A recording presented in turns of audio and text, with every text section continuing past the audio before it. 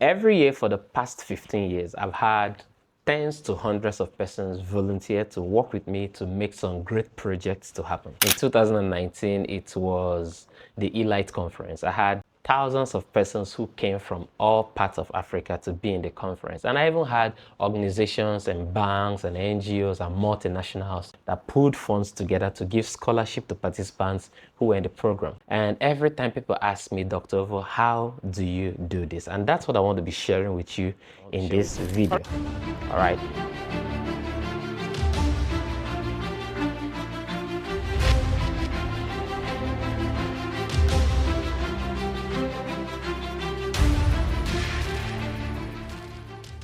King Solomon once said something. He said that where there is no vision, the people perish. But there's a different version of that statement that is equally true. And it is that where there are no people, the vision will perish. All right. And this is the problem with today's leaders and leadership, because people have a vision problem, but leaders have a people problem. Because it doesn't matter how amazing your ideas are, how powerful your vision is, if there are no people available and committed to make it to happen, it will go nowhere. And let me even just make that as a quick cap for you. If you're a leader listening to me, you need to realize when you get something started, you don't need talented people. You don't need gifted people. You don't need equipped people.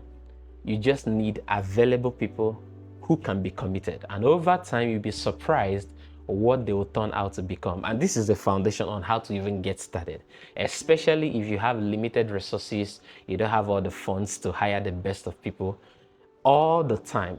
Every way amazing leaders across history have gotten significant things done is by getting available people to commit. And it will surprise you how from those little people you have around you, the talents that are already present, that once harnessed, you see that those men who joined David in the cave Adullam, they were described as discontented, in debt, frustrated. Just one book later became the mighty men of David. And that's what happens when available people become committed and you do great things together. So how did the kings in the medieval times, I even just talked about David, how did they get people to be so committed to their kingdom visions that even many of them go to battles knowing they will die, and yet they put their head up there? How were they able to inspire people to that level of commitment? And if we bring it to contemporary times, it hasn't changed. How do great founders like Steve Jobs, how was he able to inspire people to a point that many of them literally gave up their families? Many divorced for that vision called Apple to come to life. Of course, I'm not saying that it's an idea for people to give up their families, but it emphasizes one point, that sacrifice is essential for any great vision to come to pass. And people have to make it alongside with the leader to bet that vision.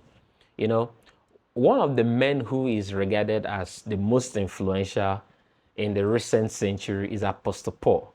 Now, Paul said something that whenever I read it, it turns up my leadership antenna.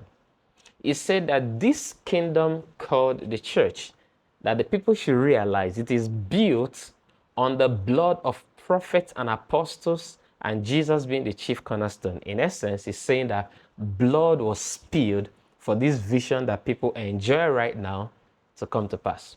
And that emphasizes the very foundational key on how much sacrifice is needed and how can leaders get people to go all out, go all in to make things to happen. Because where there are no available, committed people, vision, it doesn't matter how amazing, how fantasizing it is, it will always perish. Now, what gives me authority to even talk on this topic of leadership? Everyone who knows Dr. Ove, if you are seeing me for the first time, you may be wondering, like, why should he discuss on this topic? Now, for those who know me, I don't have to explain myself, but let me say this. This is 16 years in the nonprofit, 16 years leading people. And for every of those years, I've done projects that had some national impact, some international impact. And it always have required people to work with me to make those things to happen. I've entered cities where I didn't know anybody or knew one or two persons.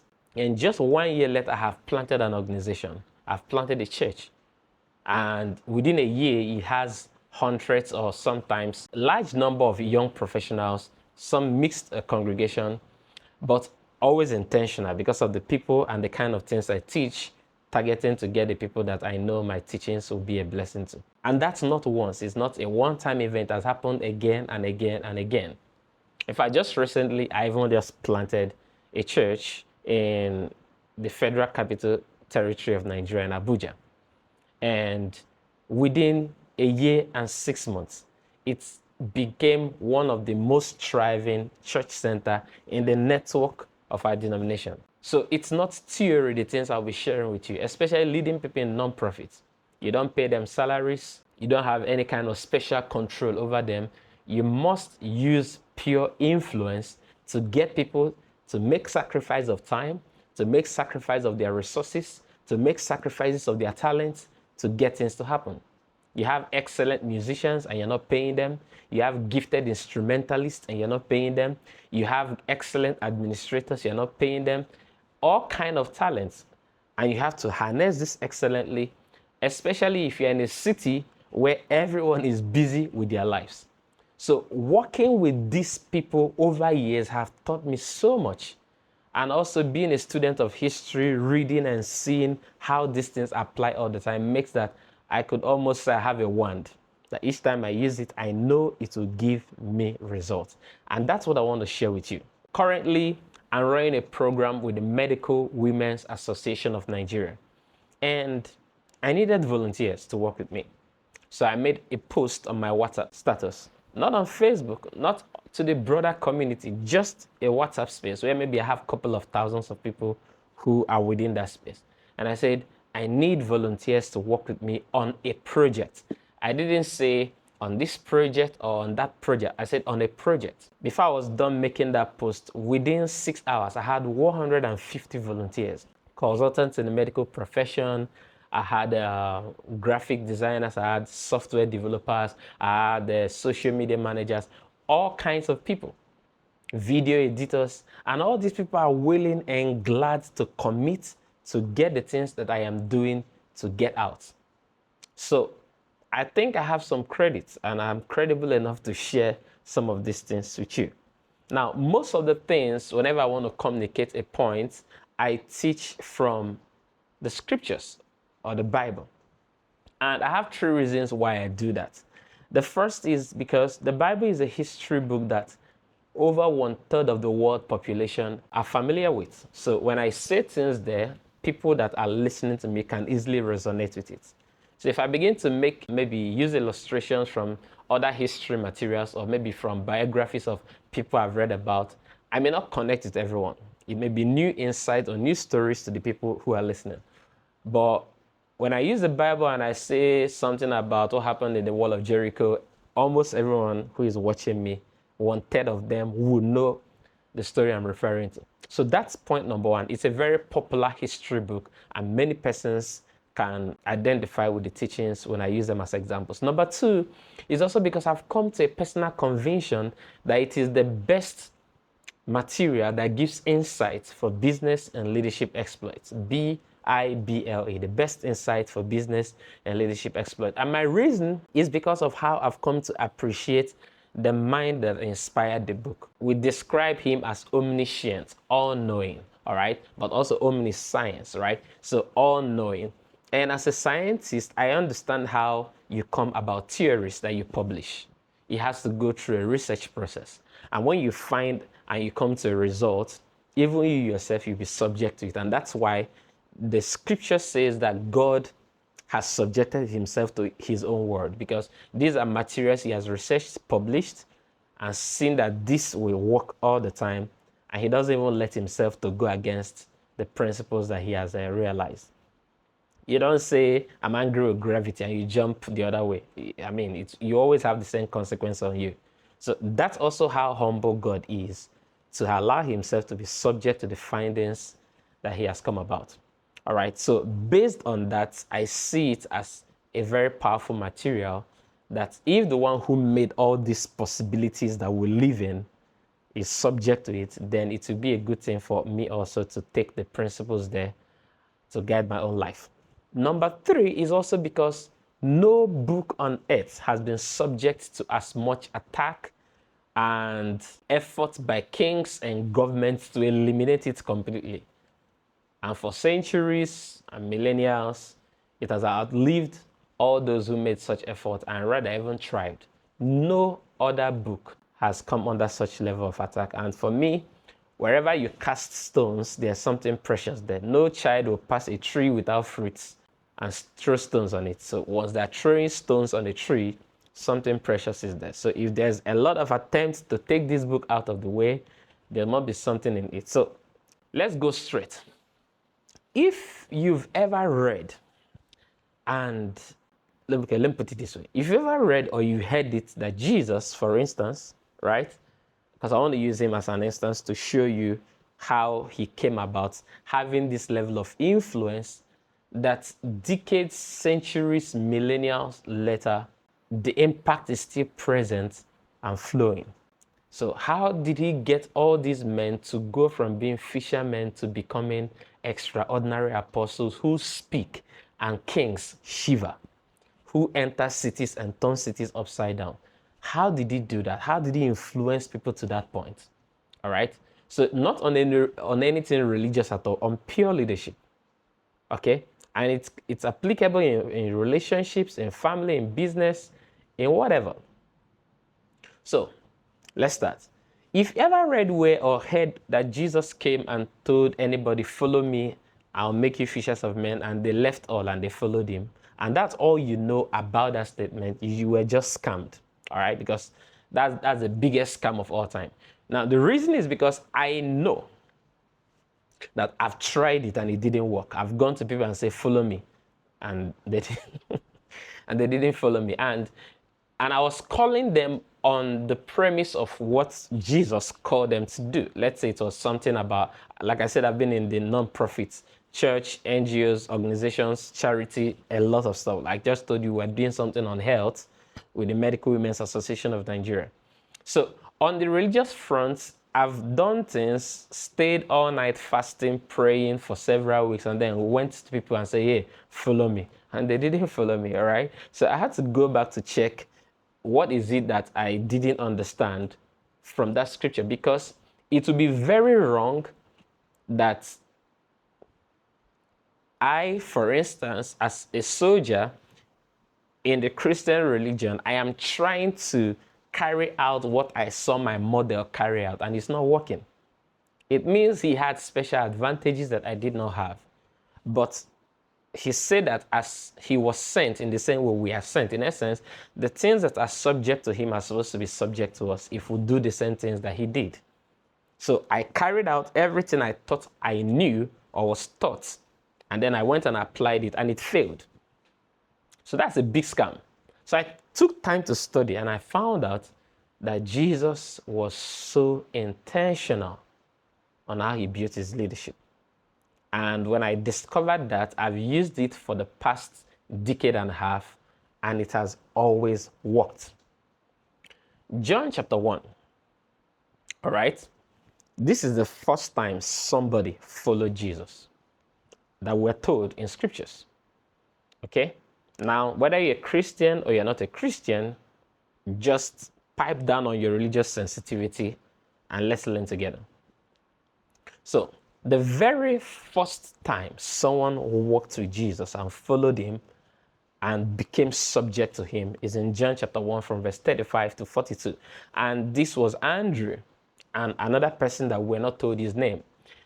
And this was when Jesus was coming out from wherever he went to on the second day after his baptism. And John, a very popular prophet in Israel at the time, who was the one who baptized Jesus, points to Jesus and says to people, this is the guy I baptized yesterday, who I told you is greater than I am. I'm not even worthy to lose the lashet of his sandals. This person will do amazing things that the world have never seen. And this is a prophet that the whole nation reveres. People travel because his post was not in the city. He put his camp in the wilderness. So people would drive for days on horses, on their chariots, to go to locate him. That's how influential John the Baptist was. So when John is telling people, this guy is greater than me, he was really making an audacious statement. So when he was done saying that, two of his disciples left him and followed Jesus. And Jesus turned to them and asked, what are you doing? They said, we want to follow you. And they followed Jesus. So that's the first place. But now the story begins to build. He is about to commence his work, right? His vision.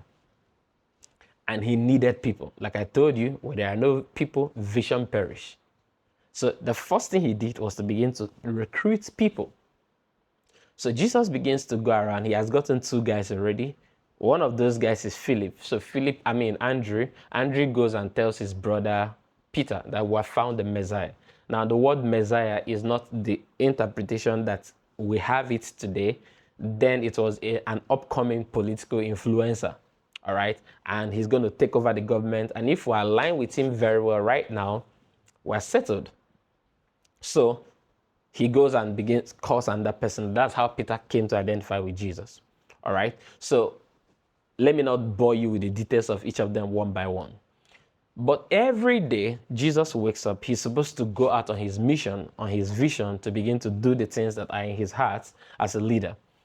And he wakes up, the boys are not around. He begins to look for them at their different posts. All right. So he goes to the guy who is a tax collector and says, come, let's go now. We have something to do. Now he goes to the fisher guy and says, leave that fish, follow me. Let this not be my word. Let me show you. If you go to Matthew chapter 4 from verse 18, Jesus is heading out on a mission and he goes to call his boys. Now, he meets them by the seashore. Peter, Andrew, James, John, all right? And then he says, boys, follow me. Leave fishing, all right? We'll have something bigger as a vision. He didn't say it like this, or maybe he did, but this was how, the way it was put in scripture, he said, follow me and I will make you fishers of men. That was it. So I want you to pull back a little from what you were told all your life and just reason it properly.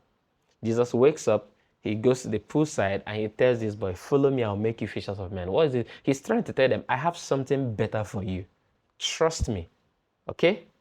Let's go. And they followed him. And then they finished their day's activity. They go the next day, they go back fishing. The other one goes back to his office as a tax collector. The other one goes back to be different. So every day Jesus has this problem of trying to win these people over fully, to be committed for them to carry out the vision that he has, which is going to transform their lives and transform the world. All right, which is what every leader has in his heart, a vision to make the world a better place. So as Jesus continues to fail in getting these young guys to commit fully, he pipes down a little and introduces a new strategy. And I'll use the life of just one person to share it with you. In Luke chapter 4 from verse 38. Now, Jesus has changed strategy. Instead of going every day and calling them, let's go to work, the next day he repeats the same process. He slowed down and started getting involved in their lives. The Bible said that he visited Peter. And Peter's mother-in-law was sick. And he healed the woman, and then they had dinner together. And then when the woman went outside shouting, I'm okay, all those who knew she was sick went and gathered all the sick people in the community and came to the front of the place, and Jesus healed all of them. All right. So by the next morning, the news that Jesus was around was already enormous. So people gathered everywhere. So Jesus decided to do something else, which was very strategic. He goes again. Take note, he slept in Peter's house that night. But when he woke up the next morning, Peter is no more there. How do I know? In Luke chapter 5, the same book. He comes to the seashore and Peter is there. Peter had toiled all night. That's what he said. And we're going to look at that just in a moment. And Jesus sees two boats and decides to use the one that belongs to Peter. Now, this is that place where they always preach in churches or where you've heard in your Bible study or maybe you've read anywhere. And then they say he came and then there were two boats. Luckily for Peter, it was Peter's boat he used. And after that, he told Peter, follow me. And Peter left all and followed him. But that's not true. Peter was already his disciple. He was in his house a day before in Luke chapter 4. So this is Luke chapter 5. While he's sleeping, Peter sneaks out of the night and continues fishing. He's more committed to taking care of his family than joining Jesus on the vision. And Jesus is not about telling you not to take care of your family, but there is a need for commitment and sacrifice for this vision to come to pass. And Peter needs to make it. So Jesus comes, uses Peter's boat, and preaches. Now, funny enough, the message Jesus preached that day, you see it in Matthew 13 from verse 1 to 9. All right. Now, the Bible said that he got into a boat. You see that in Matthew 13. And then he pulled in a little and then he began to preach. And what did he teach them? He taught them on the parable of the sower. And when he was done teaching the parable of the sower, he ended with 100-fold, 60-fold, 30-fold. So technically, Jesus was done preaching 100-fold and demonstrated 100-fold. Because when he was done, he came back by the poolside. He told Peter, get into your boat. Peter got in. He told him, get into the water. Peter got into the water. He didn't go so deep. He told him, stop there. Now, take your nets and launch it. Now, Peter took his net and launched it. All right? And then, for those who are in the church setting, you already know what I did there. Nets and nets. The instruction was, launch your nets. Peter launched the net. All right? But let's not go into that. So when he launched the net caught so many fishes, 100-fold. Remember, Peter said, we have toiled all night and we caught nothing. He said, yet at your word. Why would he say at your word? It wasn't the first time he was seeing Jesus do things. He saw Jesus the night before. His mom, his mother-in-law who had been sick for a long time. Jesus just showed up and did, hey, woman, stand up.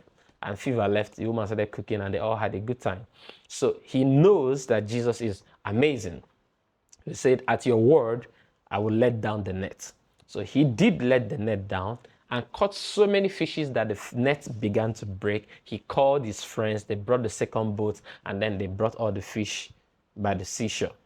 All right. Then Jesus closes in on Peter in Luke chapter 5, verse 10b. At this point, Jesus says to Peter, from now on, you'll be a fisher of men. This is different from the earlier statement where he said, follow me and I will make you. He said, this time around, this second time, Jesus is using that word, fisher of men, on Peter. He says, from now on.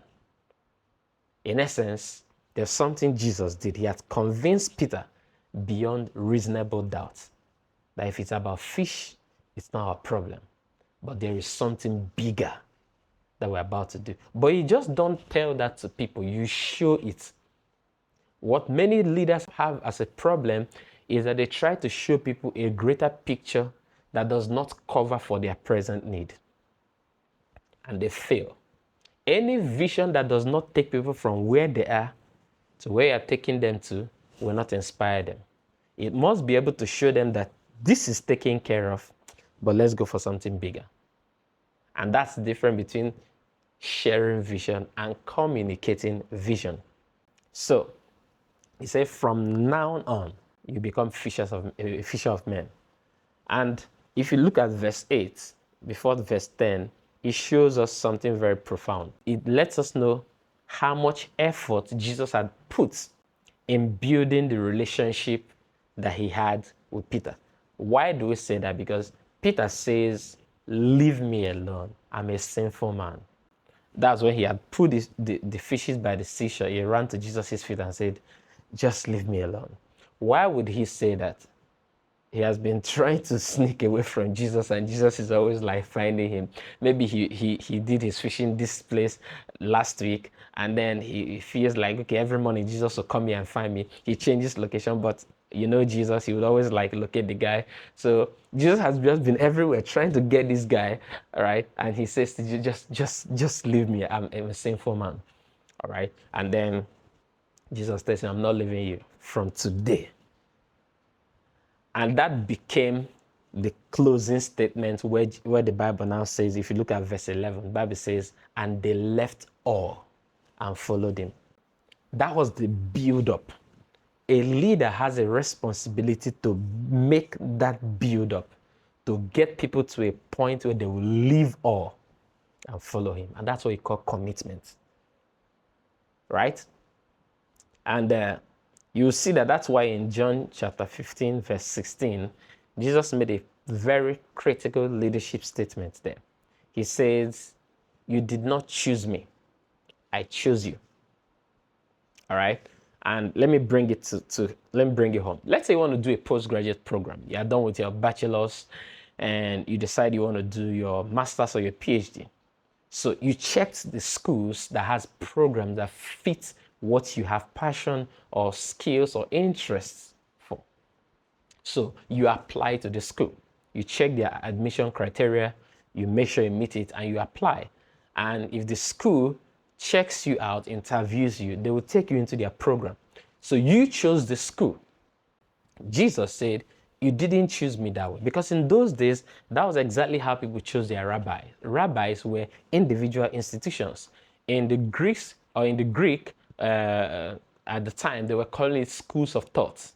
So you see someone like Aristocrat's school of thought or Anaximander school of thought, different people on their schools of thought.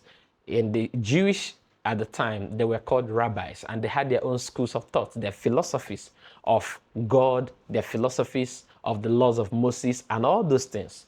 So Jesus was a rabbi in his own right. So when people want to choose a rabbi, they go to that rabbi and say, "We want to follow you." And they apply through whatever formal process that they get into the person's education system or program. For example, Paul the Apostle was taught by Gamaliel, who was his own rabbi. All right? So Jesus says to the people, "It wasn't you who chose me. I was the one who chose you. It may look like, Andrew, you followed me." He said, "But check properly. I'm the one who actually built this relationship. You didn't build it. I came after you." And that's what leaders fail to understand. Don't just allow people to choose you. You must choose them. And that's what I want to show you right now. There are 3 keys for commanding unflinching devotion from people, whether as the people who work with you, as friends, whatever kind of relationship. Number 1, and they are stepwise, they build on each other. If you are applying number 2 without having number 1, it will fail. If you apply number 3 without having number 2, it will fail. So you must apply 1, 2, and then 3. And merge it together consistently as a lifestyle, and you see results all the time. So what's the first? The first is your person. People follow successful people. So for Jesus, it was his result and his fame. So when someone like John the Baptist, who in that city and in that time was the most respected apostle or prophet, makes an introduction for someone else and says, "This person is far greater than I am." When he said, "I'm not worthy to lose his lashes," I want you to understand it. In those days, when masters returned back from their outings, it was slaves who come to lose the lashes of their sandals. And when they do that, they oftentimes would need either to squat or to prostrate flat while doing it. And when they're done, they wash their master's legs, and then their master walk into the house. So when a great prophet like John says, "I'm not even qualified enough to be a slave to this man," it was massive. I don't know who it is you respect, but let me put it this way. Forgotten this wonderful basketballer, forgotten his name. He said he went to Barcelona, and then he was with Ronaldinho. He was telling Ronaldinho that, you are the greatest footballer that there is and there will ever be. And Ronaldinho told him no, and pointed at one young boy called Messi and said, "This boy is not just better than I am right now, but he's going to set records that will be very difficult to change in the history of football." Now, when you have someone as great, as respected, as influential as Ronaldinho in football, talking so much reverence for someone else, that's a powerful introduction. So all eyes is on this person. And that was the introduction Jesus needed. And that's the role that John the Baptist played as a forerunner. Every leader needs personal success. You can't influence people that your success does not inspire. Or, let me not use that word. You can't attract people that your success does not inspire. Because what your results and your success and your person does is to attract people. It doesn't keep them, but it gets them to give you attention. It gets them to give you the benefit of doubt. But even though Jesus had that, attracted all kinds of people, every day they were busy about their own projects. So there is need for something else. And this is where most leaders fail it. And it's not something to blame the leaders about, but to whom much is given, much is expected. And let me explain what I mean. So much is being demanded from a leader that sometimes people don't even realize that that leader has his own problem. But that is what makes you a leader, to handle your problems and handle the problems of others. And that's how you enjoy all the respect, all the recognitions that you enjoy. So a leader who is unable to pay that price will not step up to this next level of leadership. And what is that? Care. When leaders demonstrate care, they convince people and they deepen connection. But if you don't have a personal result that inspires people and you're busy demonstrating care, people will take it for granted. So you have to be so amazing that when you step down to where people are, they're in awe and they celebrate it.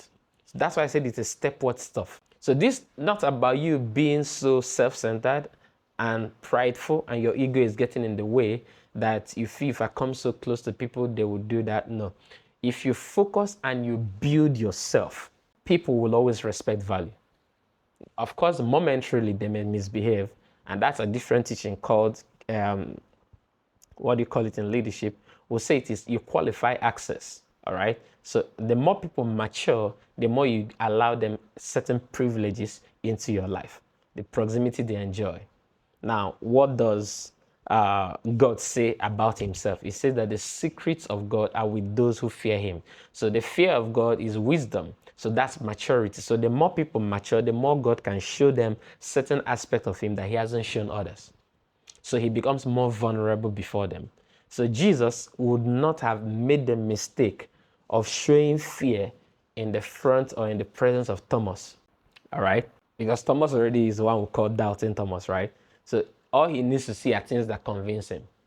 But he was able to demonstrate his humanity before Peter, James, and John. All right?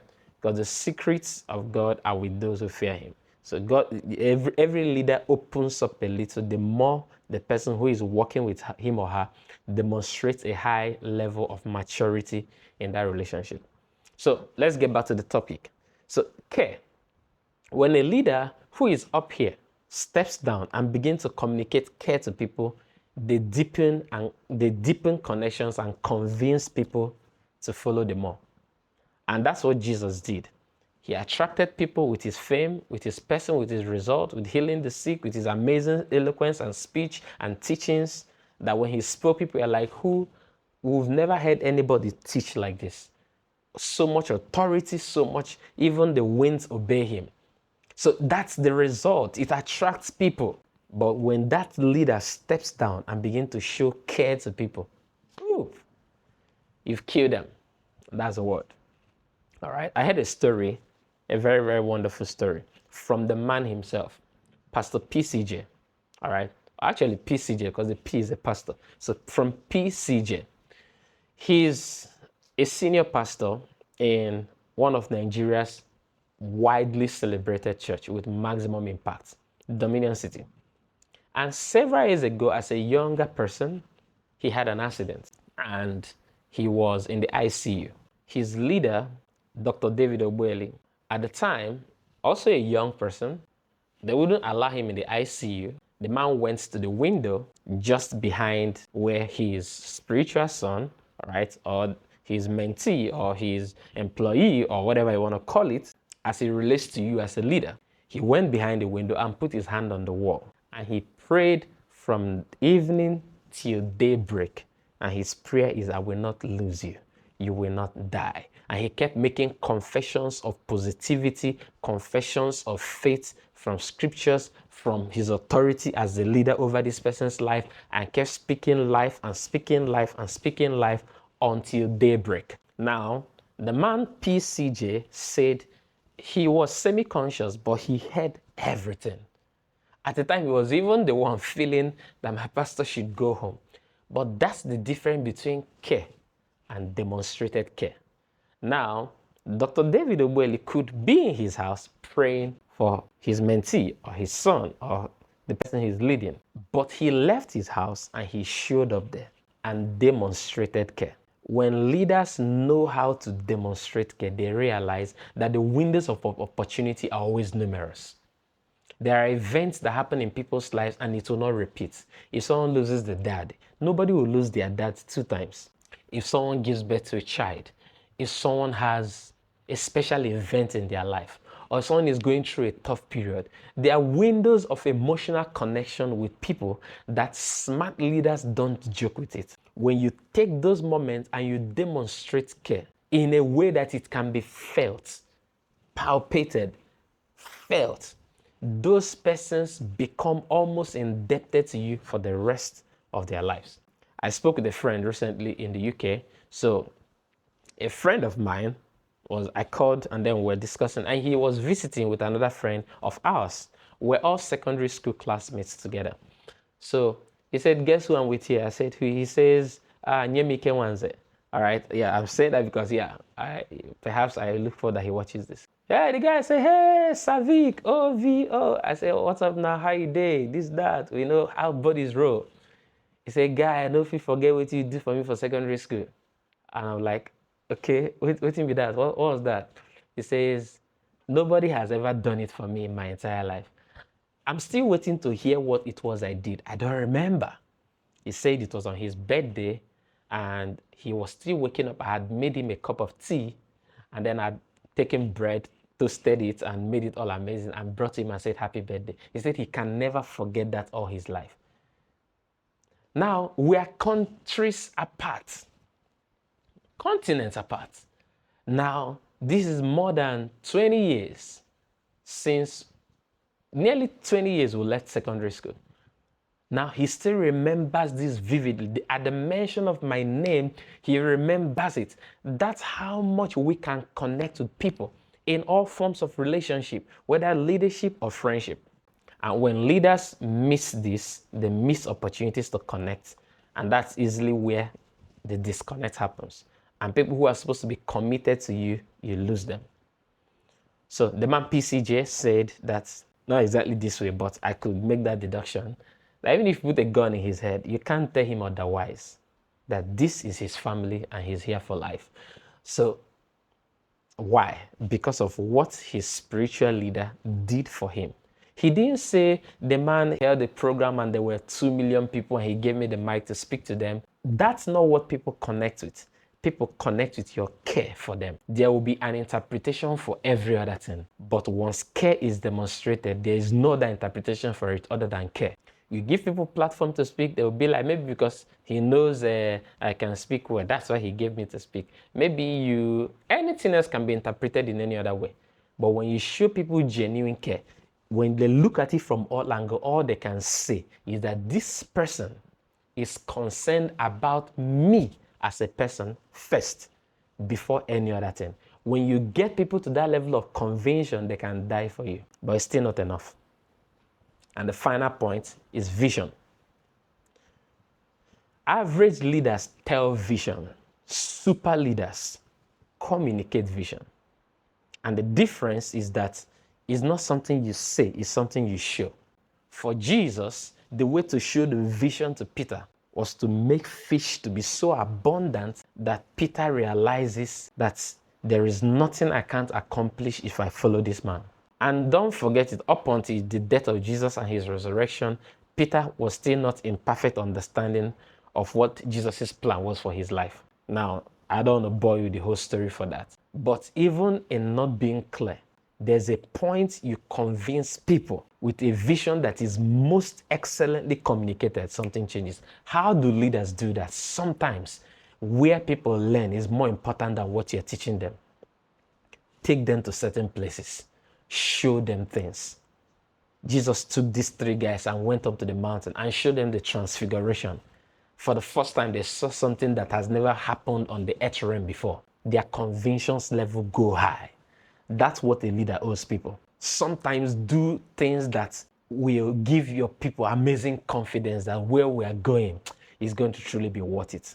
By communicating vision, not just telling it or sharing it, by communicating it in a way that it goes beyond the voice to a soul connection and spirit intimacy, you can't imagine the level of commitment you harness from such people. When you use this strategy, you will be able to build almost any kind of thing, whether in the non-profit space or in the profit space, whether in the public sector or in the private sector, or even in your relationship with people, friends that you're building, because everything rises and falls on the relationships that we have around us. The Bible says that the sower sowed the seed. Some fell on the good soil, others fell on the bad soils. You know about it.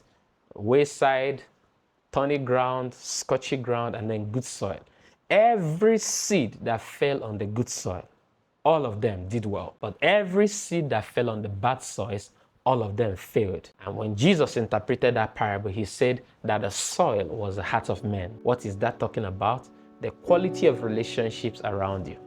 The vision will fail if it is not planted in the right hearts. And it is your responsibility to prepare those hearts. And that's what you achieve if you learn to build yourself as a person. It's your season of personal discovery.